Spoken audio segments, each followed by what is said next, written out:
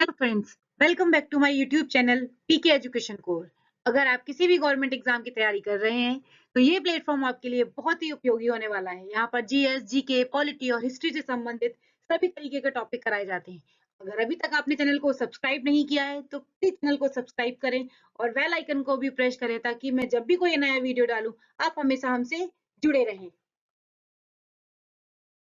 और आज के इस वीडियो में देखेंगे हम 1857 1857 revolution in India.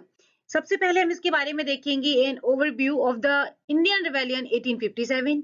Major battle place कौन कौन से थे, मेन लीडर्स कौन से थे, कॉजेज ऑफ द रिवॉल्ट क्या थे और why it was unsuccessful, and then we will discuss about the conclusion, and then last में हम डिस्कस करेंगे क्वेश्चन आंसर जो कि आपके एग्जाम के लिए बहुत ज्यादा इंपॉर्टेंट हो सकते हैं। ठीक है, तो एक एक करके इन सभी चीजों को समझेंगे और देखेंगे कि क्यों ये रिवॉल्यूशन इतना ज्यादा इंपॉर्टेंट है एग्जाम की दृष्टि से। पेपर देखेंगे, एक से दो क्वेश्चन जरूर आते हैं और सम टाइम वो किस प्लेस से, सम टाइम किस कौन कौन लीडर है उन प्लेसेस से, अक्सर किस तरीके के क्वेश्चन पूछे जाते हैं। तो चलिए बिना किसी देर के बढ़ते हैं और एक एक चीज को अच्छे से समझेंगे। So, an overview of the Indian Rebellion 1857. The Indian Rebellion of 1857 was a major uprising India in 1857-58 against the rule of the British East India Company, which functioned as a sovereign power on the behalf of the British Crown. Next देखते हैं अभी इसमें क्या है। So, the rebellion began on 10th May 1857 in the form of mutiny of sepoy of the company's army in the garrison town of Meerut.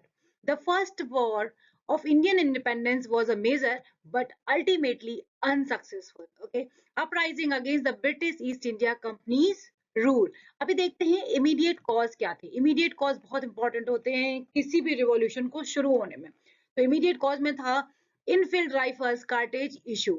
इसमें क्या था कि दोनों के लिए ऐसी चीजें ऑफेंड हो गई थी, हिंदू और मुस्लिम के लिए। उन्होंने काऊ और जो शुअर था उसकी चर्बी भर दी थी उन कार्टेज में, तो इस वजह से दोनों ही उस चीज को पसंद नहीं कर रहे थे और अचानक से ये विस्फोट हुआ और ये रिवॉल्यूशन शुरू हो गया था। तो the introduction of the new Enfield right is the one of the biggest cause, जिसे कह सकते हैं, और इमीडिएट कॉज में इसको मानते हैं। Whose cartridges were rumoured to be greased with cow and pig fat offended both Hindu and Muslim soldiers. Hindus regard the cow as secrets while Muslim considers pigs impure. तो दोनों के लिए मुश्किल था इस चीज को एक्सेप्ट कर पाना, इसलिए ये इमीडिएट कॉज में माना जाता है। ठीक है, आगे और भी कॉजेस थे उनको भी देखते हैं। अभी देखते हैं कि इसमें मेजर बैटल प्लेस कौन कौन से थे और मेन लीडर्स कौन से थे। सबसे ज्यादा इंपॉर्टेंट यहीं से आता है। So outbreak in Meerut on 10th May 1857, Indian sepoy in Meerut revolted, killing British officer and the marching to Delhi. अब इसमें है the rebels captured Delhi and declared Bahadur Shah second the emperor of India. The uprising spread to main region कौन कौन से थे, Kanpur, Lucknow, Jhansi, Bihar and Gwalior. ये main places थे जहां पर जो रिवॉल्यूशन था वो बहुत ज्यादा से एकदम से विस्फोट हुआ और एकदम से स्प्रेड हो गया। तो लखनऊ में कौन था, it was the capital of Awadh. कई बार पूछा जाता है इस 1857 के रिवॉल्यूशन के बारे में, जब क्वेश्चन आता है कई बार पूछा गया है कि लखनऊ किसकी राजधानी थी, तो it was the capital of Awadh. Begum Hazrat Mahal यहाँ की जो थी मेन लीडर थी। बेगम हजरत महल was the main leader of this revolution. तो ऐसे ही पूछा जाता है बहुत बार कि मेन लीडर लखनऊ से कौन था, इसकी कैपिटल कौन थी। तो छोटे छोटे से पॉइंट हैं, बस आपको ये गलत नहीं करना है। ये क्वेश्चंस बहुत इंपॉर्टेंट क्वेश्चन होते हैं आपके मार्क्स स्कोर करने के लिए, क्योंकि एटलीस्ट इनमें कुछ बदलने वाला नहीं है। तो ये क्वेश्चन आपको बहुत अच्छे से क्लियर होने चाहिए कि कहाँ से कौन सा नेता था, कहाँ से कौन से लीडर ने मेन रोल प्ले किया है। ठीक है, नेक्स्ट देखते हैं। अब देखते हैं कानपुर के बारे में। The revolt was led by Nana Sahib. He was the adopted son of Peshwa Bajirao II. Tantia Tope was the finally defeated, arrested and hanged. Azimullah Khan also was connected from Kanpur. And Jhansi की Rani Lakshmi Bai lead the rebel when the British refused to accept the claim of her adopted son to the throne of Jhansi. ये हुआ था doctrine of lapse के through. ये किसका था, ये Lord Dalhousie का था। ओके, तो लॉर्ड डलहौजी के अकॉर्डिंग ये ऐसा कर रहे थे कि जिसका खुद का कोई सन नहीं है या खुद की कोई औलाद नहीं है, इस तरीके से ये उसको तो नहीं मानते थे। सो आपको पता चला कानपुर और झांसी के बारे में। नाउ वी नेक्स्ट देख, इसमें मैंने सारे मेजर प्लेसेस कौन-कौन से थे बैटल के और मेन लीडर्स कौन से थे और British official who suppress the revolt, जिन्होंने रिवोल्ट को सप्रेस किया था, तो वो कौन-कौन से थे। दिल्ली के टाइम, दिल्ली में अगर देखें तो बहादुर शाह सेकंड, लखनऊ में Begum Hazrat Mahal, Birjis Qadir Ahmadullah and the Henry Lawrence, Kanpur में Nana Saheb, Rao Saheb Tantya Tope and Azimullah Khan, sir Colin Campbell थे उस टाइम पे, Jhansi and Gwalior, Lakshmibai and Tantya Tope main leader थे और मेन जिन्होंने सप्रेस किया था जनरल ह्यूग रोज थे। बिहार में Kunwar Singh, Amar Singh and the William Taylor, Allahabad and Banaras के टाइम पे Maulvi Liaquat Ali and the colonial वंसेल एंड द बरेली में खान बहादुर खान और इनके टाइम पे सर कॉलोनियल कैम्पबेल थे। तो ये थोड़े बहुत आपको याद रखना है, कुछ अगर आप याद रख लेंगे, ये सारे अगर आप याद नहीं रख सकते हैं तो कुछ याद रखेंगे तो आप ऐसे आंसर को एलिमिनेट करके अपने आंसर को ठीक कर पाएंगे। ठीक है, अब देखते बढ़ते हैं आगे। There are several names for the revolt: the Sepoy Mutiny, the Indian Mutiny, the Great Rebellion, the Revolt of 1857, the Indian Insurrection, and the First War of Independence. So there are many names for this revolt. कभी कभी exam में पूछ लिया जाता है इस तरीके के क्वेश्चंस भी। आगे देखते हैं आगे क्या है। अब देखेंगे इसमें कि कॉजेज ऑफ द रिवॉल्ट क्या थे, क्यों ये रिवॉल्ट हुआ था। तो पॉलिटिकल कॉजेज थे, कुछ इकोनॉमिकल कॉजेज थे। तो पॉलिटिकल कॉजेज में क्या है, द डॉक्ट्रिन ऑफ लैप्स, जो मैंने आपको पहले भी डिस्कस किया है। तो doctrine of lapse implemented by the Lord Dalhousie, ये भी इंपॉर्टेंट है कि डॉक्ट्रिन ऑफ लैप्स किसके द्वारा इंप्लीमेंटेड किया गया था, तो Lord Dalhousie. Allowed the British to annex any princely state where the ruler did not have a biological heir, अगर उसकी खुद का कोई बच्चा नहीं है या खुद की कोई उसके हेयर नहीं है तो वो आगे क्या करेगा, उसको वो अंग्रेजी राज्य में जो उसमें अपने राज्य में मिला लेता था, उसी को कहते हैं doctrine of lapse. Economic issue के बारे में अगर बात करें, कॉजेस क्या क्या थे, बहुत ज्यादा टैक्सेशन था, heavy taxes, increase taxes and the revenue demand put on pressure on farmers and the landlords and the destruction of traditional industry, जो बेसिक इंडस्ट्री थी इंडिया की उन सबको डिस्ट्रॉय कर दिया गया था और इतना ज्यादा हैवी टैक्सेशन था कि उसको फुलफिल कर पाना भी बहुत मुश्किल था और अननेसेसरी जो रेवेन्यू का डिमांड था वो प्रेशर क्रिएट करता था फार्मर्स पे और लैंड लॉर्ड्स पे। ये कुछ ऐसे रीजन थे जिसकी वजह से ये जो रिवॉल्ट था वो शुरू हुआ। नाउ है social and religious causes. British social reforms such as the abolition of sati and the introduction of the Widow Remarriage Act were seen in the interference in the traditional practice. उनको लगता था, Indian लोगों को लगा कि उनके culture से, उनके ट्रेडिशन से छेड़छाड़ कर रहे हैं, तो ये भी एक बहुत बड़ा रीजन था।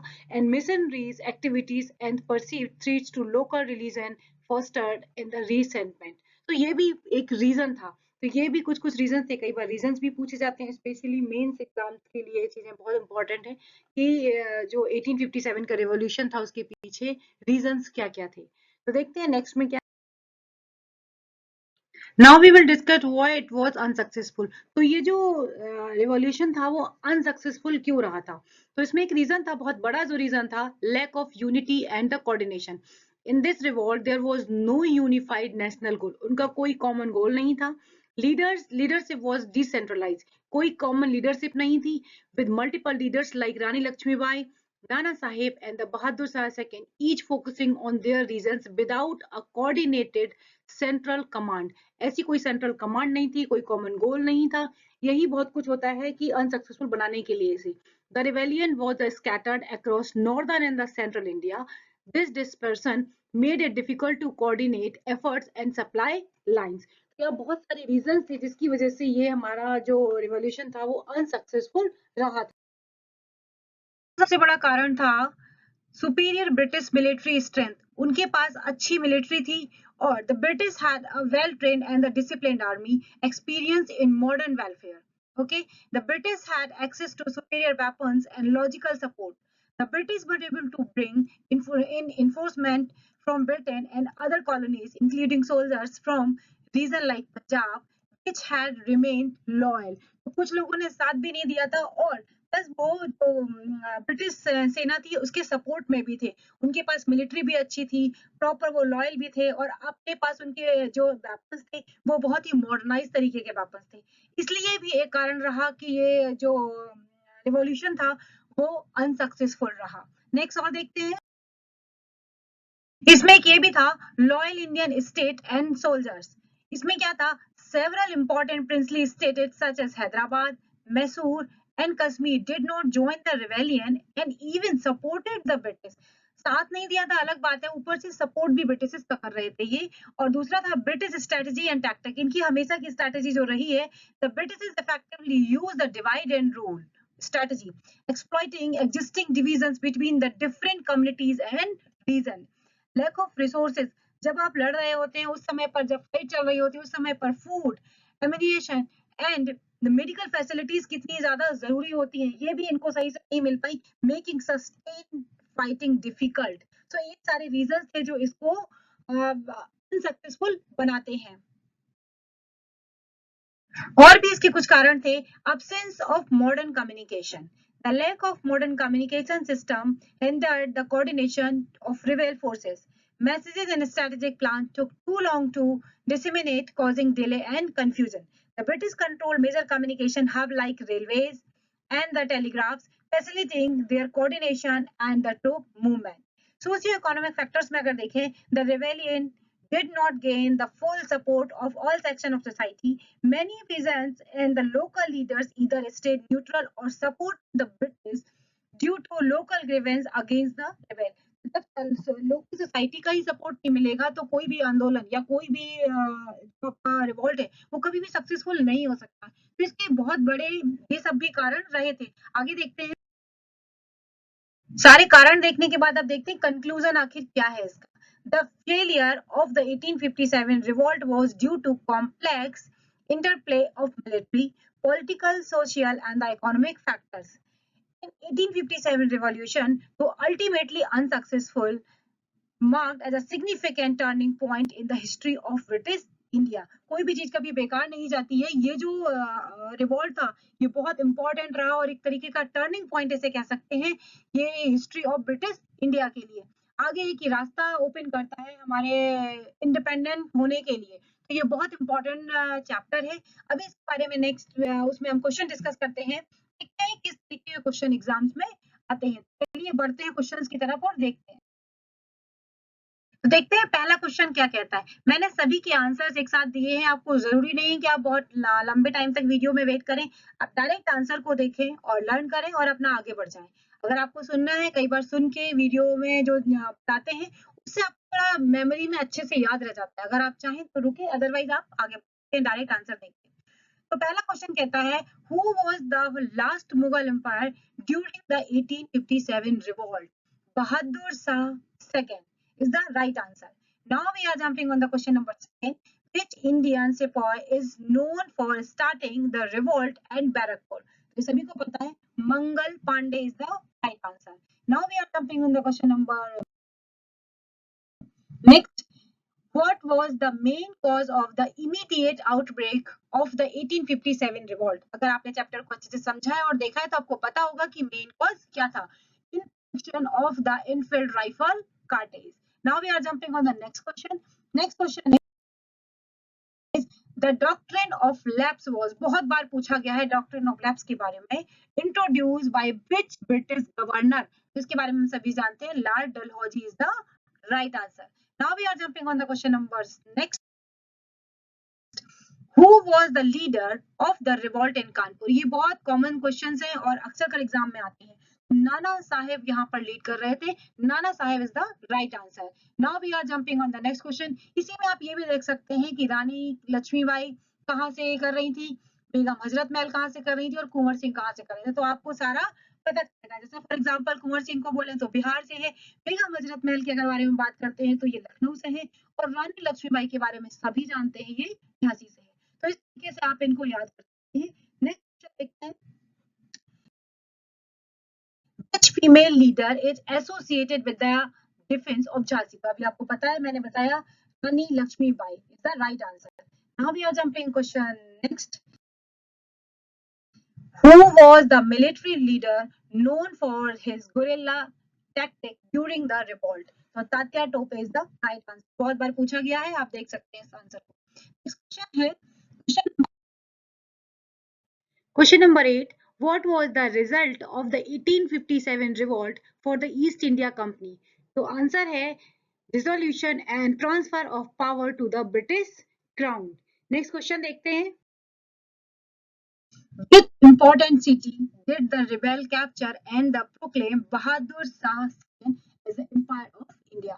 जानते हैं दिल्ली के बारे में। ये शुरू में जब दिल्ली की तरफ मार्च करता है ये रेवोल्यूशन, तो उस समय पे ये एक क्वेश्चन आपके लिए इंपॉर्टेंट होता है, कई बार एग्जाम में पूछा गया है। नेक्स्ट क्वेश्चन देखते हैं। नेक्स्ट क्वेश्चन है What was the primary reason for the failure of 1857 revolt? Failure भी पूछे जाते हैं। तो फेलियर क्या है? Lack of resources and unified leadership. कोई कॉमन लीडर नहीं था, कॉमन गोल नहीं था, और सारी सोसाइटी जो थी, जो सोसाइटी के कई सेक्शंस थे, उन्होंने इसमें पार्टिसिपेट नहीं किया था। केवल पार्टिसिपेट ही नहीं बल्कि दूसरों का सपोर्ट किया था, जो ब्रिटिश आर्मी थी उसका सपोर्ट किया था, इसलिए भी ये फेल रहा। नेक्स्ट देखते हैं क्वेश्चन नंबर 11।